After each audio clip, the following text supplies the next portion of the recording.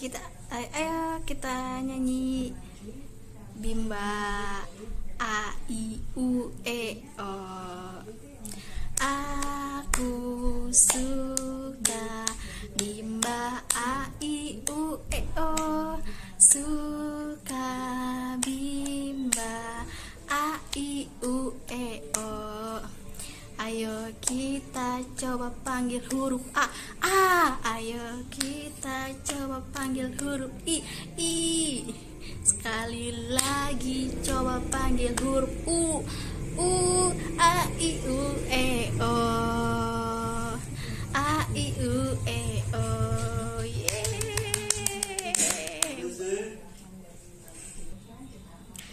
Sekarang kita nyanyi lagu BDG KMPSY.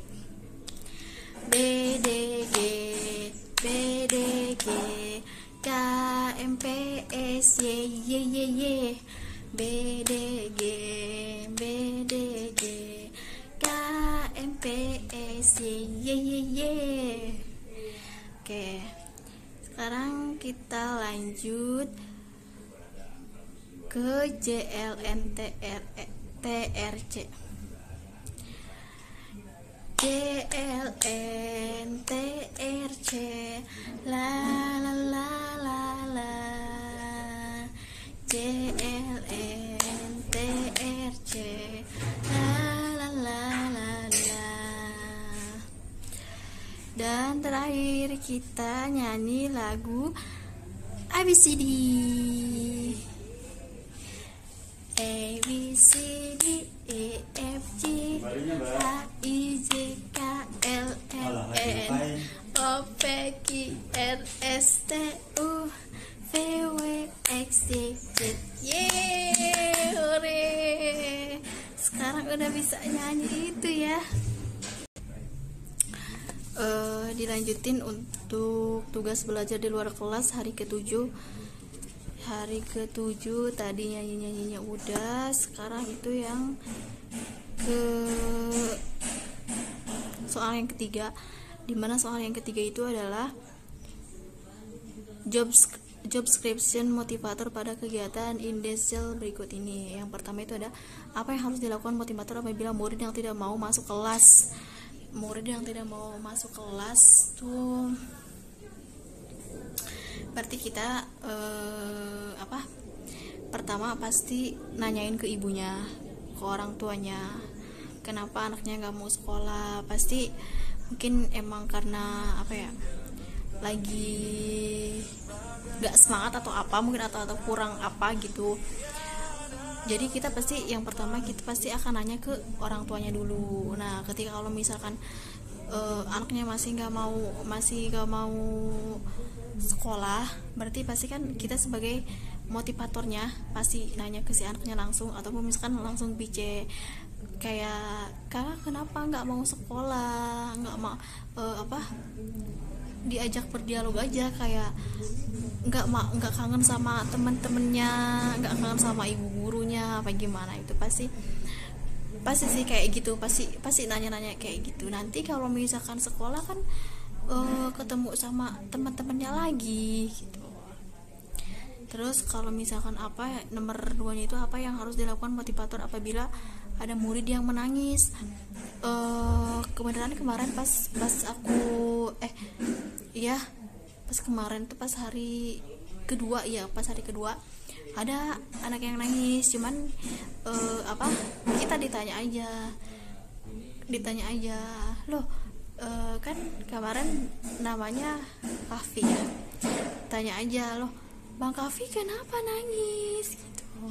Katanya pas ditanya belum selesai nulis Bu Guru. Oh, jadi kan kita langsung ya udah nggak apa-apa, jangan nangis, ini aja, Ibu Guru tungguin kok gitu. Jadi si anaknya tuh langsung iya Bu Guru, dia langsung nulis gitu, langsung semangat gitu. Terus yang nomor 3-nya itu apa yang harus dilakukan motivator apabila ada murid yang mengganggu murid lain. Kita pasti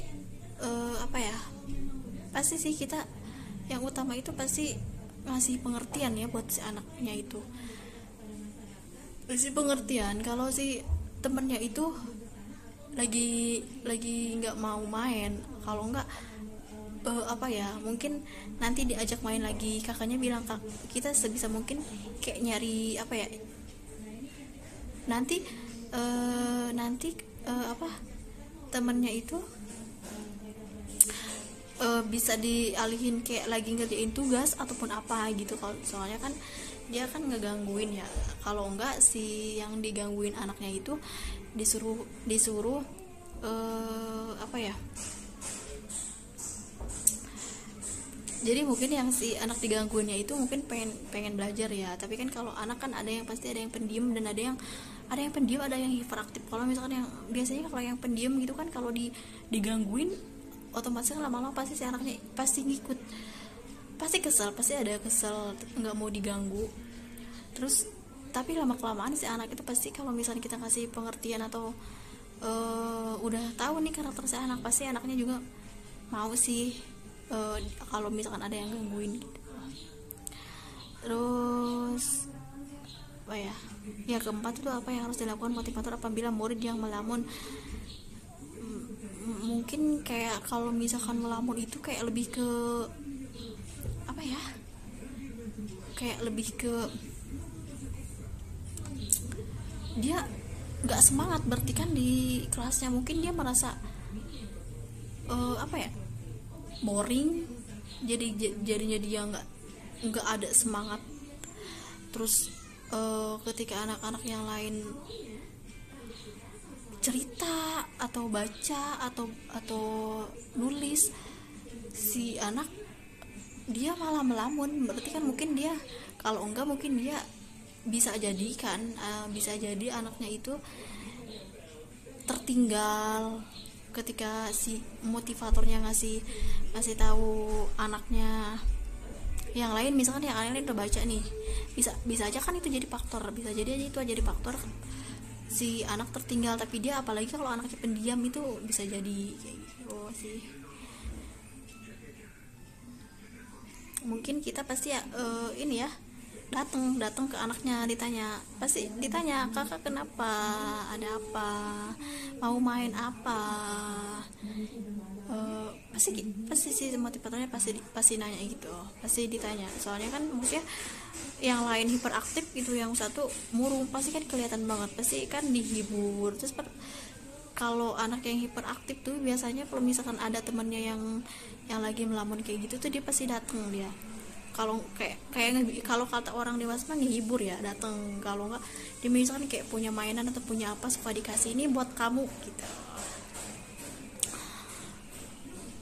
Terus apa saja tugas yang harus dilakukan motivator secara periode setiap minggu,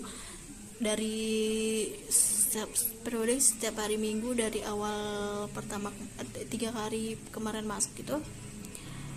Dari awal ya kita baca sapa dulu, nyapa orang tuanya, nyapa muridnya. Terus habis itu habis saling sapa, senyum, saling itu, baru kita langsung masuk ke baca doa. Nah, habis baca doa kita langsung masuk ke nyanyi labimba, nyanyi labimba, tepuk semangat. Nah, terus dari situ kita langsung nanya si muridnya itu mau belajar baca dulu, atau mau belajar nulis dulu, atau misalkan mau berhitung dulu. Kita terserah anaknya, kita ngikutin ke anaknya ya. Jadi kita tanya, kalau kata anaknya saya mau belajar baca dulu Bu Guru, ya udah kita ngikutin, belajar baca ya, apa yang di situ yang ada, disuruh baca. Habis baca, ketika baca terus nulis, hitung, selesai nih, kita kasih reward. Pasti kita setiap dia bisa bisa nyelesain tugasnya itu, pasti kita kasih reward, tepuk semangat, biar dianya semangat, biar terus disambil bukan bercanda ya, dikasih sambil ngobrol aja, diajak ngobrol, kayak misalnya kayak ditanya soal kesukaannya, tapi jadi dia itu nggak aku ini Bu Guru udah selesai, jadi kayak diem gitu, enggak. Nah, habis kayak gitu kan, kalau misalkan nyanyi lagi nih kalau waktunya udah pulang, kalau waktunya udah pulang. Tapi di situ juga kita sambil kadang sih ada interaksi sama orang tua murid juga ya, ditanya, soalnya kan iya kayak gitu, pokoknya ada interaksinya. Kadang si ibunya suka ngulangin kalau misalkan si anaknya salah, kadang ibunya juga suka bantu orang tuanya.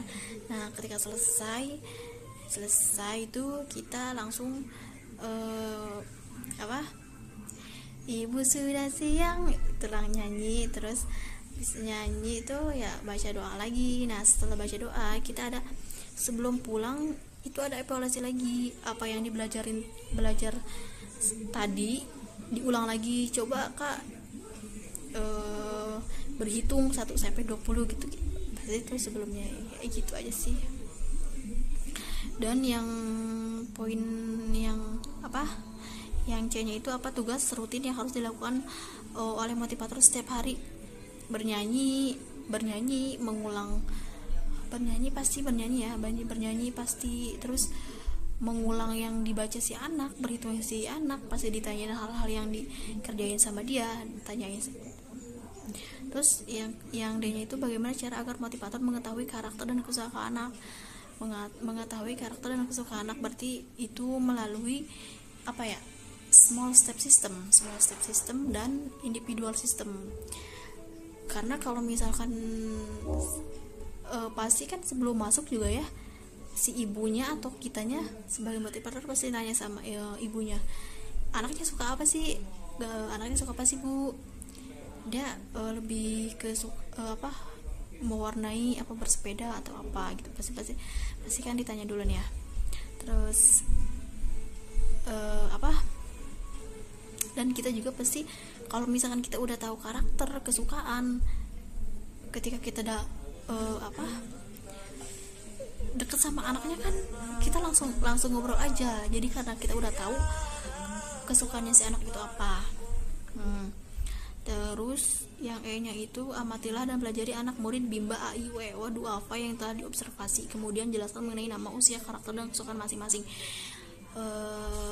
Kemarin tuh saya ada 5 murid itu. Yang pertama itu ada Syarifah Kinasih, dia itu 6 tahun 5 bulan. Kesukaannya itu dia mewarnai, dia itu apa ya, pemalu. Tapi kalau misalkan udah kenal dia mau ngobrol gitu, dia mau berani ngobrol, udah berani. Cuman pas pertama tuh dia malu-malu. Nah untuk yang anak kedua itu adalah Sultan Kahfi, dia 8 tahun, dia udah kelas 1 SD. Terus dia sama kayak Kinasih, soalnya itu adik kakak. Tapi kalau misalkan emang udah deket, dia mau ketika kalau misalnya kita ditanya dia mau jawab, terus udah mau senyum tuh. Terus apa, dia sukanya sama sih mewarnain sama kayak adiknya. Dan yang ketiga itu ada Muhammad Excel, dia 8 tahun dia 6 tahun 8 bulan. Dia pemalu, sama sih rata-rata pemalu, cuman kalau pertama itu pemalu, tapi kalau misalkan udah hari pertama kedua dia nggak malu lagi, udah soalnya kan udah tahu, udah kenalan sama bu gurunya itu, udah dikasih tahu. Dan dia itu kesukaannya itu bermain sepeda. Dan ada Patia nih, Patia di sini yang paling muda. Di Patia itu yang paling adik-adiknya, dia umurnya tuh 4 tahun 8 bulan.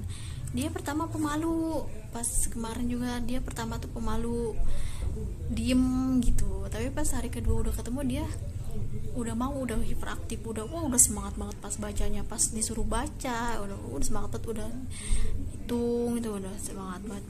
Dan dia juga sukanya mewarnai. Dan ada yang terakhir itu adalah Kansa, 6 tahun 9 bulan.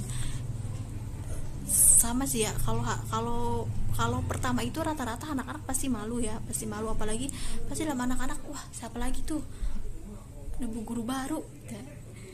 Kita juga kan kalau misalnya ketemu sama orang dewasa ya, kalau ketemu pertama kan pasti malu dulu, tapi kalau misalnya hari kedua gitu kan, udah ketemu kedua ya udah biasa gitu pasti gitu.